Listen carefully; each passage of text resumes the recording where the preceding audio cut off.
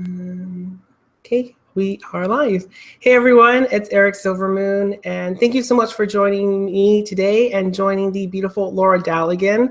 We're going to be talking about our witchy journeys with music and how that has affected us, molded us, shaped us, and helped us in our spiritual practice and what we're listening to now to help us take us to their next level. So I'm going to jump in right away. Hi, Laura.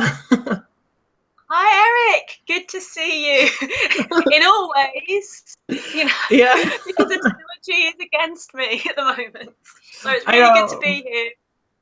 We have been having major technical difficulties last week and a little bit this week. So we're praying to the angels and our spiritual tribe to make sure that everything is good to go.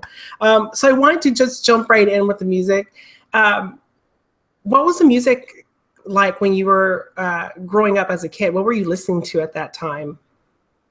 Yeah, well, I was growing up in the 80s, and it was really what my mum was listening to. But my mum, thankfully, I was really into this TV show that was on at the time called Robin of Sherwood, which was a really pagan look at Robin Hood, where they had Herne as being the Lord of the Forest, and these really beautiful visuals. And there's a lovely album by Clannad that went along with this. And my mum used to do it all the time, and I got obsessed with Robin Hood, and I got obsessed with this album, and it was really magical to me.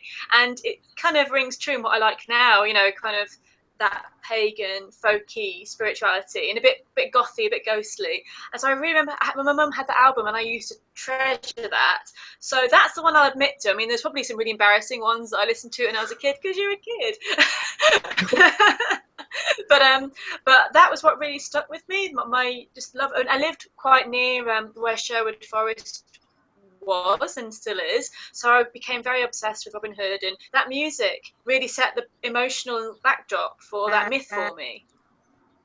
Wow, that's funny why you say that, because for me when I was growing up, I was born in '85, but the music I was growing up was a little bit still influenced by the late '70s and '80s, even going into the '90s. And so I grew up with a lot of glam rock from my sister. And so it was a lot of like Motley Crue in the mornings. It was Poison. It was Whitesnake. It was Bon Jovi. I would just wake up to my sister just teasing her hair to high heaven and just like listening to her and watching Tawny Katane get up and do a split on that car. That was like my musical experience, was all that glam rock. And I just thought it was the most androgynous time. And I think seeing men in such a female empowerment moment in the lipstick, the makeup, it felt very witchy to me. Yes. And so it was cool. It was cool to witness. And then I was still trying to find my voice. I love singing to those songs, like Bon Jovi and Whitesnake. And that was a time where I grew up with the Bundys, and I admired Kelly Bundy a lot. So I always wanted to be one of the Kelly Bundy people. But growing up, for me, of course, it was the Spice Girls. And then the Spice Girls, I always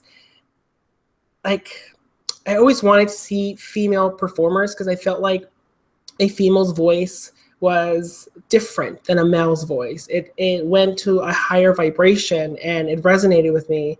And then I always wanted to be, for some reason, an empowered woman. So the Spice Girls really helped me in that area. And so I don't know. Which is your favorite Spice Girl? Oh my God. I was always Posh Spice. When I used to play in the living room, I would always be Posh. I had the hip movements, the flick of the wrist, the little leg thing. I remember borrowing my mom's, what was it? It was a big beach towel, but it was black. And so I will have my brother paint it in the back so it looked like a black dress. And then I would get a hot comb and start singing. I love this. But that was fun. And I think it was my first experience of using music to really express myself and almost become those people. I mean, I'm sure that you would sing in your room and become, Stevie Nicks become those people. I used to dress up as Michael Jackson when I was about 10 or 11. And I was so proud of my little jacket, which I thought looked like his jacket in Bad. And I was walking up and down my street and I thought I was amazing. I probably look ridiculous. But I think that's always really fun. Yeah, exactly. You kind of shows you kind of how much you embody the music. And then when I didn't really have that much rock music around when I was a child. So it was more when I got into probably my early teens, at 12, 13, and I'd heard Nirvana, and I suddenly got into grunge, and then got into Nine Inch Nails, and there's a really hard rock. And it was the first time I'd really heard that kind of music. And it was just because I think it becomes a lifestyle. You meet lots of friends, lots of people who like the same thing, and it's opens up lots of doors creatively for you as well. So when you, like we're going to talk about quite a bit today, is when you get into a song or a musical style that really touches you, it just inspires all your other senses as well, doesn't it?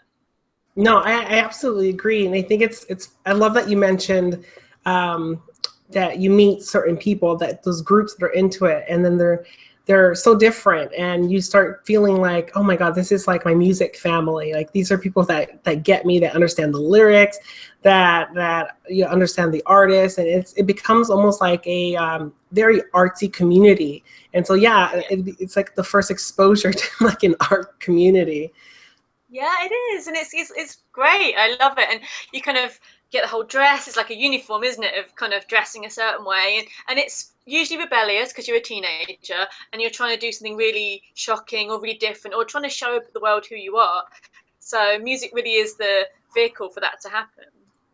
I absolutely agree too. You're right, because I would always look up to my sister, and so when she was gone, like for the weekend, I would go in her closet and wear her clothes. I mean, it was all like stuff that she got at concerts, but I liked it, and I always felt like, oh, I'm gonna put on my White Snake shirt, and then I'd walk around, and I felt confident. I felt like my sister, and so it was cool. And you're right, like you become the music in that way. You become that empowered, and you want to like fit that role of like that person, that this is who that is, you know, that Michael Jackson jacket, this is how he walks down the street, this is that music. Yeah. That swagger. Oh my God. So what kind of music were you listening to in your teenage, in early 20s? Yeah, I was think it Nirvana?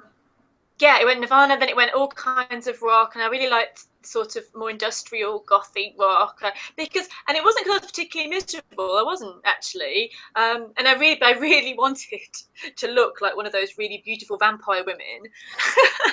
Never did.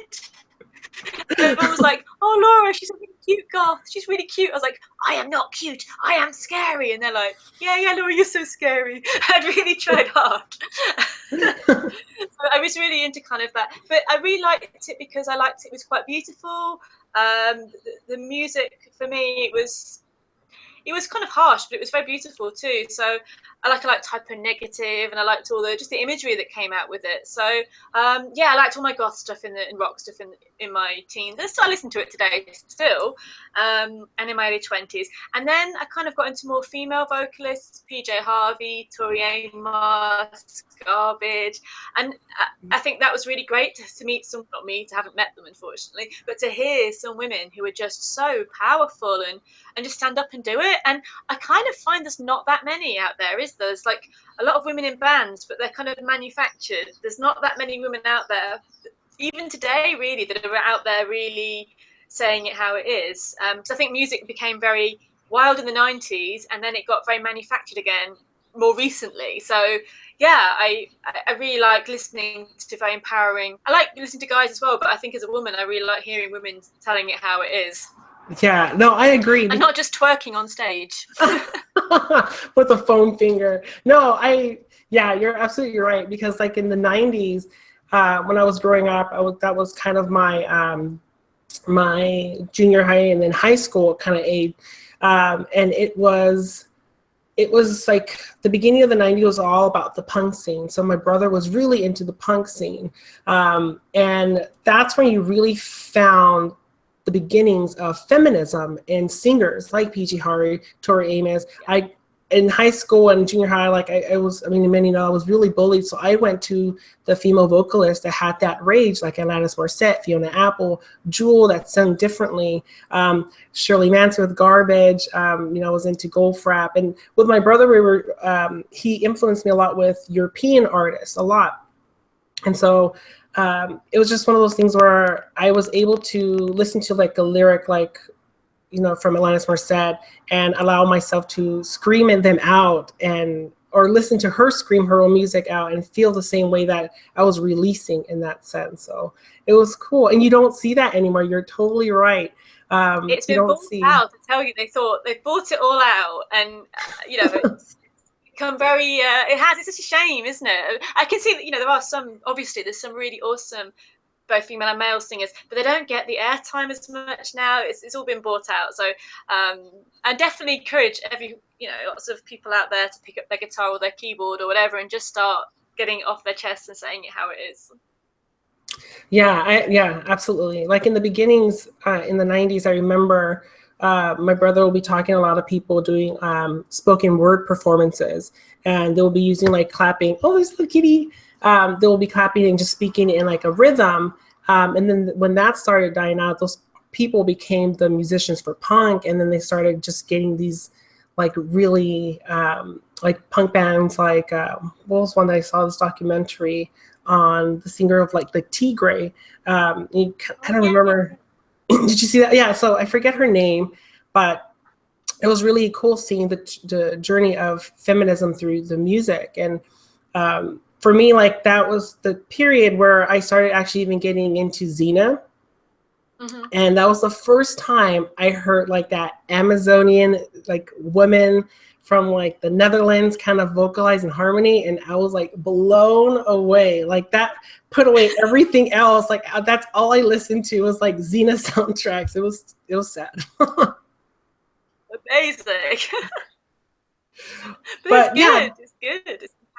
It was really good. I think that when I was watching Xena and I was seeing them talk about mythology, and this is me being like 12 and 13 at the time, I knew that there was something more out there. There was something that resonated with me when I saw Aphrodite, and then I saw the Amazons, I saw the warriors, and I felt that god and goddess energy. I knew that there was something. And so I just began to ask questions. I began to kind of like listen to music a little bit differently and search for those artists that embody that kind of like, what's that, like Icelandic kind of music. So then I started listening to like Bjork. I started listening to who else I listened to that kind of sounded like that. Anybody that had that almost like alien vocals that didn't sound very human, I gravitated towards. Did you have a similar experience like that? I think absolutely. I kind of think that when I was in my teens, I just felt that, I don't know why I started playing the guitar, but I just felt that was I just picked it up one day and I was really rubbish at it, and I don't think I'm that great today either at it, but I just felt that just by doing that I was just expressing something I couldn't express, just by picking up the guitar and learning, and and it was pretty terrible. But I remember just sitting in the hello. My dogs. I was sitting in the changing rooms at my high school with my friend, just trying to play the beginnings of a song, and just how magical that felt. And then I just got very, very inspired to get better at guitar. And then we started a band when I was about 15 or 16 called Crave. And it was before the Spice Girls. It was about a year, so we were mostly female. And we were never that great, actually, at all. But we had a lot of passion and creativity. And we used to play all the venues around my hometown, played the same stage that Kurt Cobain played the same stage as Nirvana play, which made my 15, 16-year-old self very happy. And I think we just did it. We just got out there, and it was because I was very shy. I can be very shy still, and it was just a vessel for me to express something that was very strong and powerful inside that I couldn't find a way to express in sort of day-to-day life. But it was fun being in a band, and I found the demo tape recently, and we got it onto MP3. And there's a lot of screaming. It usually is around that time. That's awesome. And like 4 chord wonders. So would you say that your musical journey kind of shaped you, molded you to the person you are now, and the music that you like, it almost like led the way into opening the doors for the type of work that you do now? I think so. I think so. Yeah, I found it very creative, and again, it was a real transition because I was painfully shy. Not really, you're at that age when you're a bit gothy in a school. You're not really understood by people, and suddenly I was in quite an adult world. I was on stage. I was probably no more than 16, 17 years old. So it really did open the way to be in the life that I wanted to be in, and making a shy girl stand on stage and play guitar and scream. So, it kind of was this part of me that needed to come out, and it has come out more and more over the years. So it has paved the way because it's very important. Being out there expressing myself is a very important part of my life, and it was my first step. Wow, that's awesome. Yeah, thank you for that. So now that we kind of understand that kind of our little musical upbringings, what kind of music are you into like now that's helping you with your spiritual practice? Yeah, I mean, I think I still like everything I've always ever liked. I feel like I've collected it all, and I still happily listen to it. Though, I mean, the music I listen to quite a lot as well is like Wardruna. You've seen them, you've heard them. You've seen Vikings, the TV show Vikings. So they're the theme, which is very, very powerful pagan kind of raw. No fluffiness. It's all very feisty. And then I listen to Medieval Babes and Dead Can Dance. I was actually listening to Dead Can Dance the other day, and they've been such a big part of my spiritual journey. Their albums have popped up at different stages to my initiations and spiritual paths. So they've been quite important for me as well Wow. on a spiritual level and with music. And I always find that when maybe trying to get into a more spiritual space, the music around you and the music you listen to can really transcend you, can't it? It can really take you there. Yeah, I absolutely agree. And I think now that I'm older and more in tune with my practice, I've felt that I have playlists of certain emotions that I want to get into for my practice, things that I even labeled things like shadow work playlists, or like this is the playlist you listen to cry. And it is linked up to like the past songs. I think when you hear a song that really resonated with you at the time and you hear it again, it's a very nostalgic thing. It puts you in that place of where you were in that moment, how you were feeling in that moment when you first heard this song. And so it becomes a very like a playlist that heals. When I'm trying to get in like that meditation spot, depending on what it is, I like to listen to otherworldly music, like music from India that's very instrumental. I don't listen to a lot of vocals unless it has that Scandinavian Viking kind of quality where it's a multiple gathering of women kind of joining their voice in one, and it sounds ridiculous. Yes, amazingly ridiculous. Yeah. And so, yeah, that's the kind of music I listen to now. And I'll still like when I'm cleaning the house, I'll listen to stuff from when I grew up. But like I was mentioning to you a little bit earlier when we started the call, for some reason I started listening to more of music from the 50s and 60s. Like I mentioned, like Judy Garland, like Julie London, stuff like that, because I felt like it was more like it's a little bit more for me, like I'm healing things from my past. And I don't know if I lived during that time in a past life, but it felt very familiar to me. And so now kind of when we're talking about singing, when I start singing songs like that, it feels very healing. It feels like the vibrations feel very aligned with who I am. And like I mentioned to you earlier before we started the call, I used to try to sing like Courtney Love or like Shirley Manson, and was wanting to scream things out. And I think I damaged my voice, but it was more of just like getting stuff out.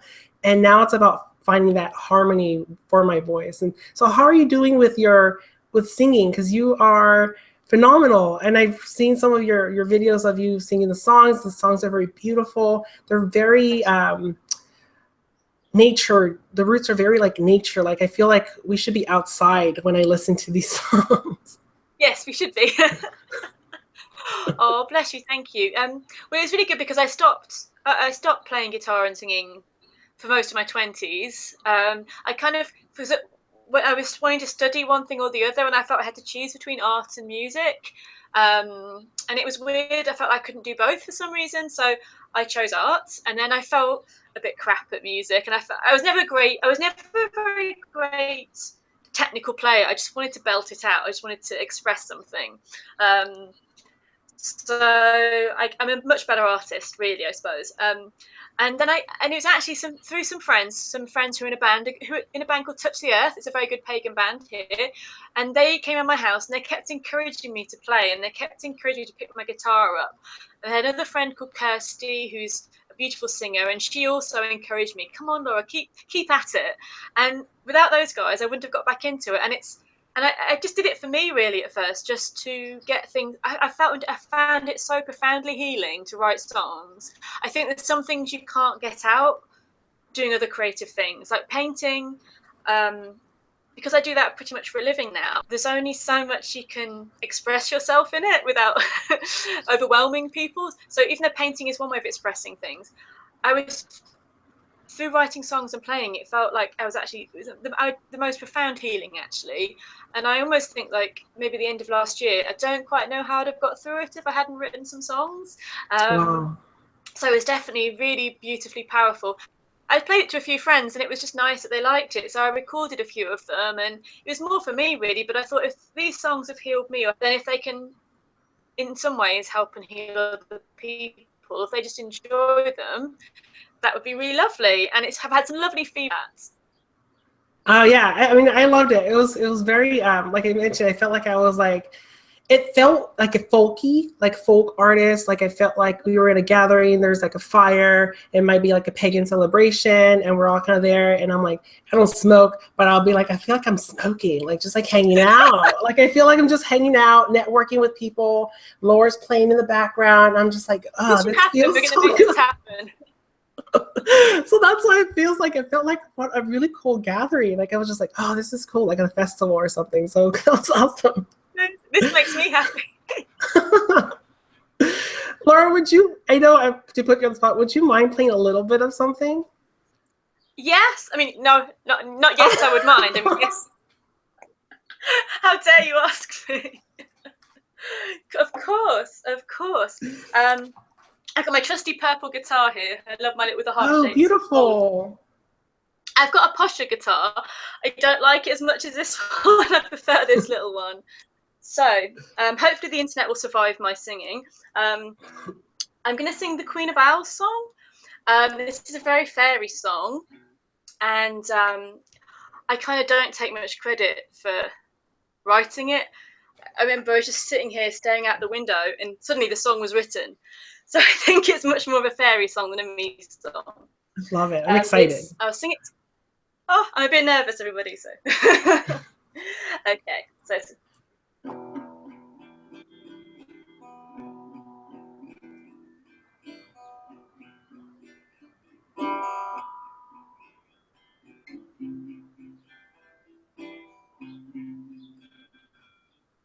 White feathers surround my neck. White feathers surround me, swathed in light. Dressed in night. Moon shadows upon my heart. Moon shadows surround me. I take flight. Kiss the night. Over the hill, over we go. Through the mists, we fly low. Take it slow. Queen of owls, queen of night, queen of that's blinded by the light. By the light.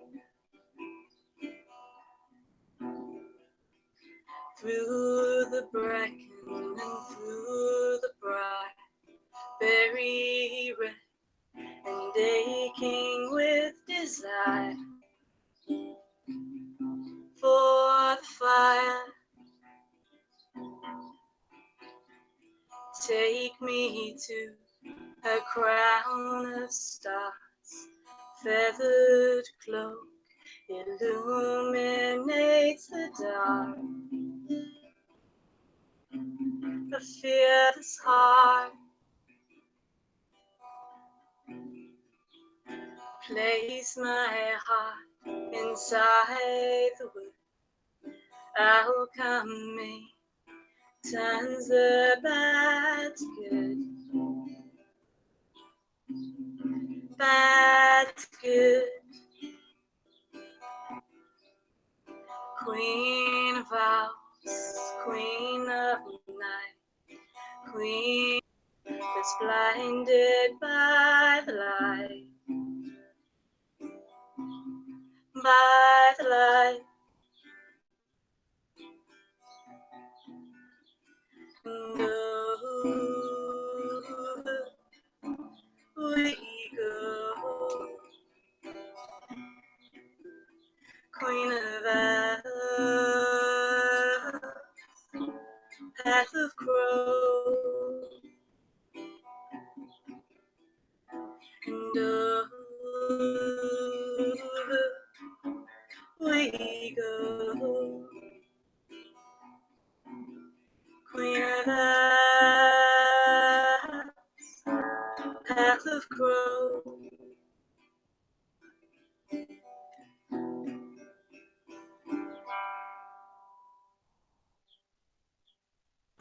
Oh my God, that was like amazing, Laura. Woo, that gave me chills. Thanks. Oh, thanks. It's quite fairy, isn't it? That's all I have to say about it. It's quite fairy. I'm telling you, it feels like I transported to like this place of like, let's say like if it was like the Vikings, or if it was like just like Game of Thrones, like it's like a different place. Like it's nighttime, someone's singing, the maiden singing, I'm over there smoking or drinking ale or something. It feels like a gathering of just like these souls and hanging out and listening to somebody. It's beautiful. Thank you for that. Thank you for letting me. So thank you so much. I know that you like to talk about the fairies. A while ago, it's probably like a year, a little bit more than a year, you did a fairy meditation to meet the fairy queen.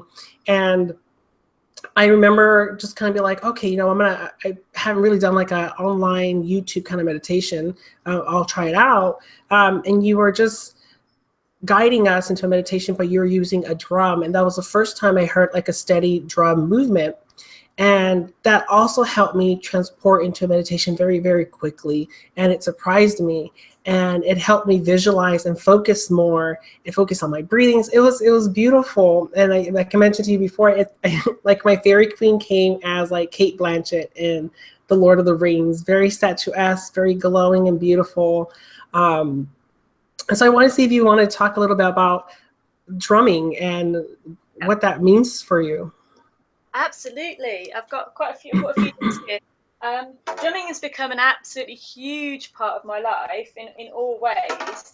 And as you say, it's a very simple thing. And if you haven't done much meditation with drumming, you might think, why is it so powerful? But it does, like you said, it transports you to places. It's such an ancestral primal sound, isn't it, the drum? And it transports you to places. The shamanic journey itself, like the rate of drumming when you drum at a certain speed, it shifts your brain waves. So it really literally shifts you into a different space. So this is my first drum I ever had. Beautiful. My first girl. And she's still going strong. So yeah, this is my girl. Oh, that sounded amazing. I love. Yeah, it's a great. I mean, just it don't have to be particularly musical at all. So everyone can drum. If you've got a heartbeat, you know, you can keep time. You can drum. I know a lot of people feel quite nervous about drumming, and it's only the thoughts that get in the way. If you relax, let it go. We can all drum. And drumming in a circle with the people is it's one of the most powerful, transformative and healing things we can do. And every time I start drumming, I always just, like you say, imagine myself by the fire. you know, thousands of years ago in a different life, and it brings you back down to the earth, to the stars, to away from all these silly thoughts that fill our brains into a really strong place. So I love drumming, and drums have become a big part of my life because I spend a lot of time for a living now. So there's this drum, and then this one's quite a naughty. This is a naughty drum. It's one my friend made for me, and I painted a wolfie on this. Ooh, that's powerful. I love that. Wow. So this one's called Loki because he's very naughty. Wow. So this is Loki. Can you see much? I can't see myself. So can you see? No, it? I can see it. It's beautiful. Yeah. Awesome. He's very naughty. And then I made this drum recently from scratch because I was given some. Wow. I was given some slide as a Beautiful. gift. So I thought, well, okay, I'll give it a go to make one. I've made it some more. I can't do the lacing, and then I put an antler in as a handle. Oh my this God, is my Laura, storytelling drum. amazing. This is my storytelling drum. This is my plan. That this is going to be a storytelling drum for being around the fire. And on the back, I just put different things like ribbons and charms and things that are important to me. And not only does that look pretty, but when you play it, it has that kind of the bell sound as well. So, yeah, drums have become ridiculously important to me. Wow. I would advise anyone that hasn't tried drumming or tried meditating with a drum. It's a deeper awesome. level of connecting, a deeper level of healing, a deeper level of learning as well. I've always wanted to actually I always wanted to purchase one, but I think I'd much rather do the work and make my own drum, like either do a drum class and have someone show me how to do it. I can't hear you. Oh, I could hear you a little bit, but I'll just keep talking. But hopefully, I know we're having a little bit technical difficulties. But if you guys could hear me, I've always wanted to create my own. I can see you. Drum. Oh, yay! I can keep.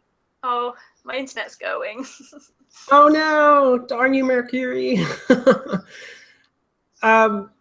Hopefully Laura could hear me, but yeah, I think when you create your own drum or you create your own musical instruments, it has a different feel and energy to them, especially when you are working with your actual vocal cords. For those that can sing, if you can't sing either, it's always good to use those vocals because it feels really good. I usually I don't say I'm like the greatest singer ever, but I like singing. It definitely helps me. Oh, good. Can you hear me? Yeah, I can hear you. Oh, good. What are you guys saying? What are you saying without me? All kinds of Loki things, bad things. Yeah.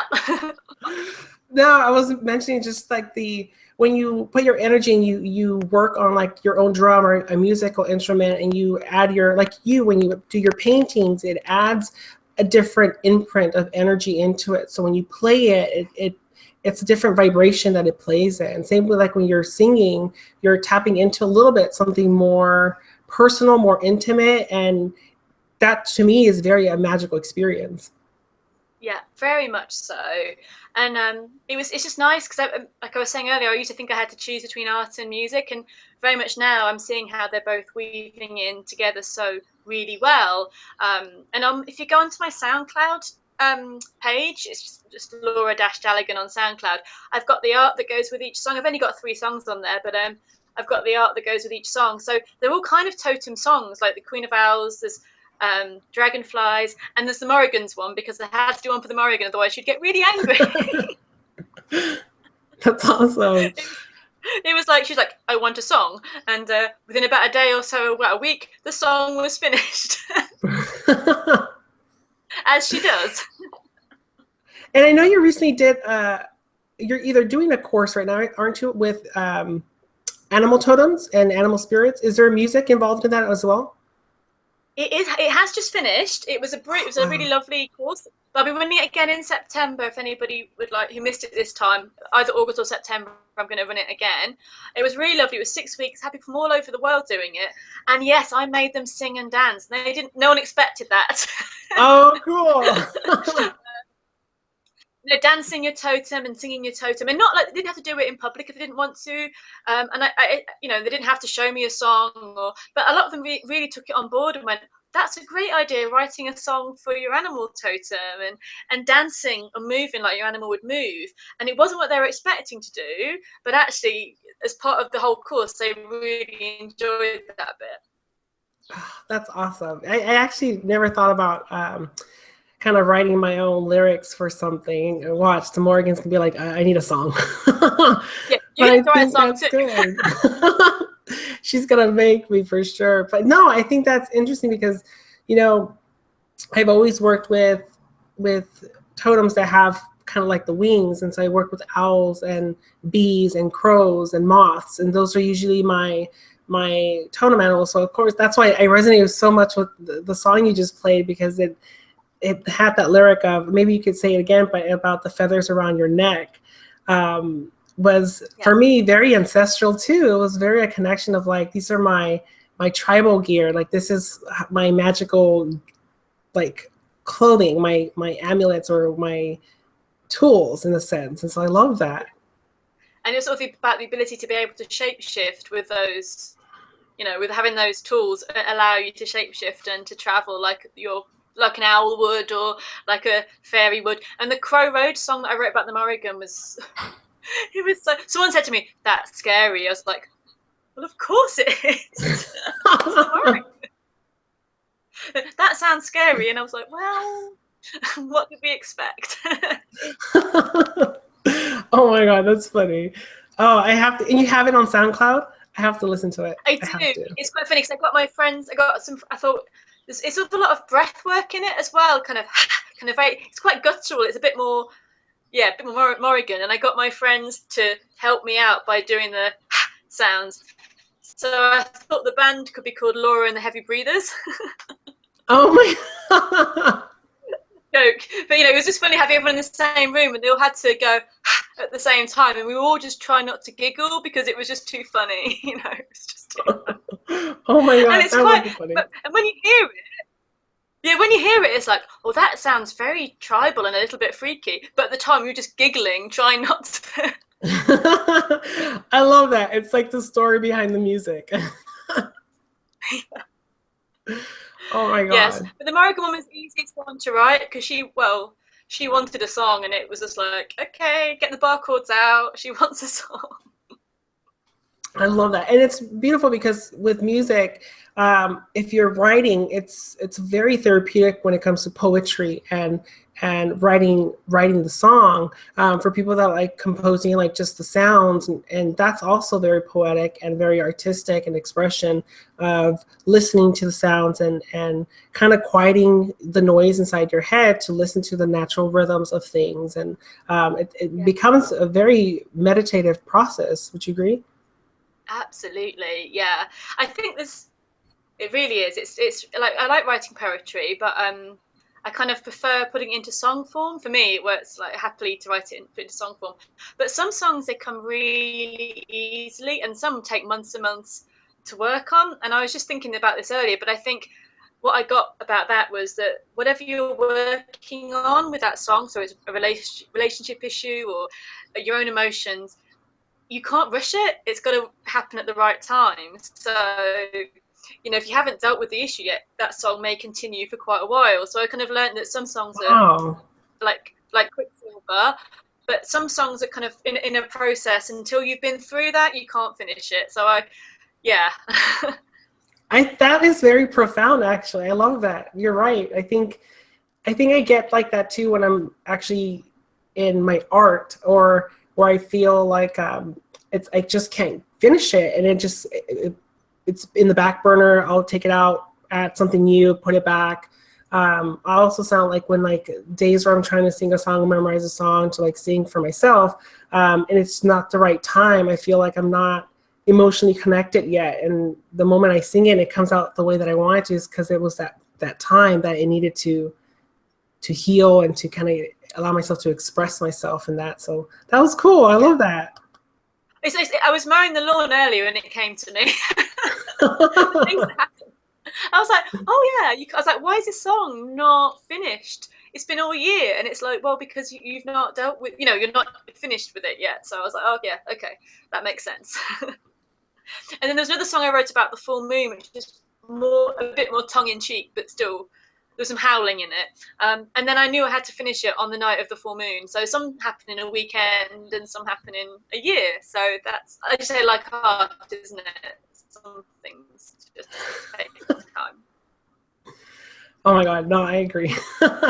I have to, like I tell you, I have to, once we end this, I'm going to go check you out on SoundCloud because I have to listen to the songs. We lost you again. Oh, sorry.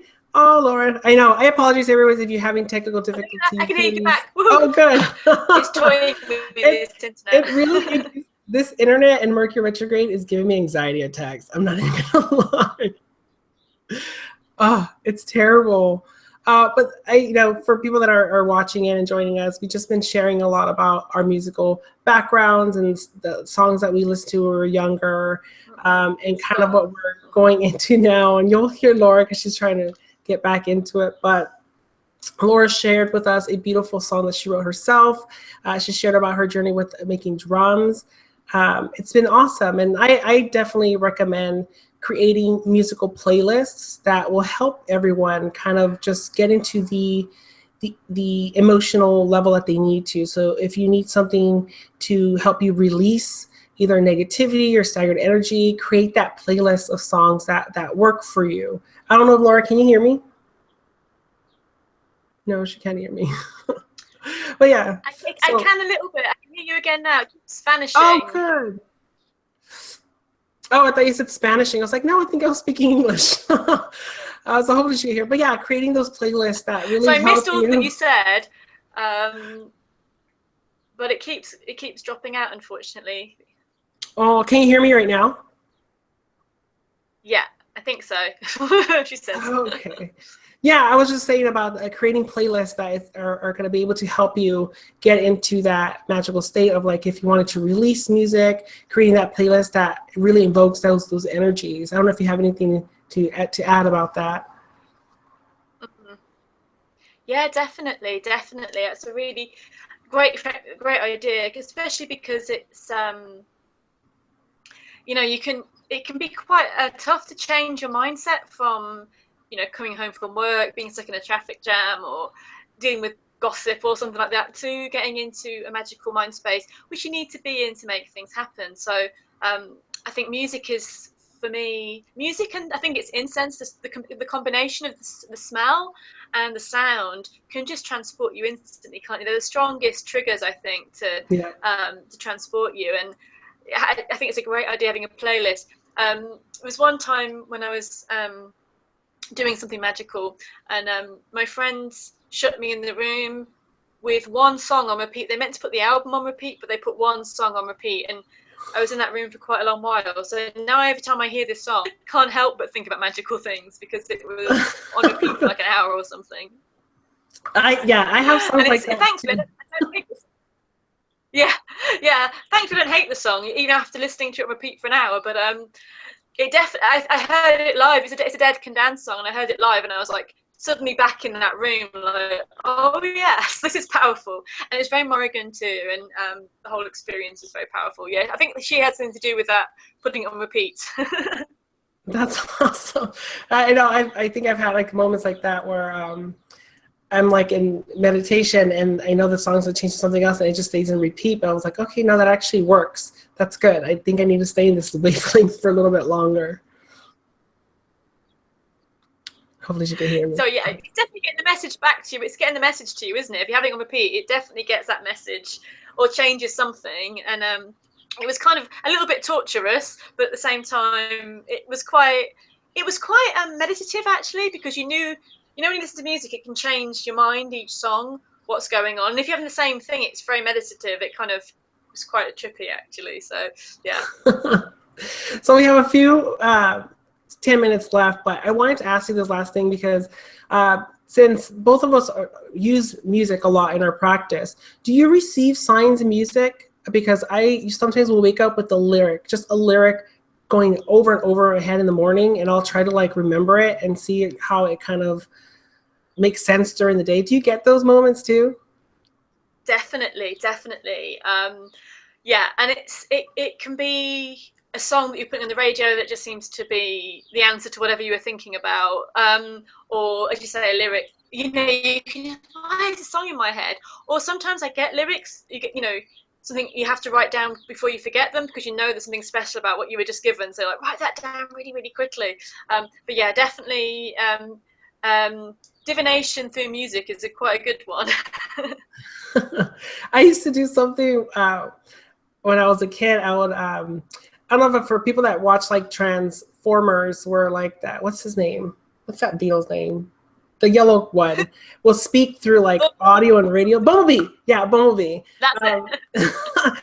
I used to do that with my tapes because back in the day I would have to like wait till like the radio would play my song and hurry up and hit the record button on my cassette tape player just so I could have and capture that song.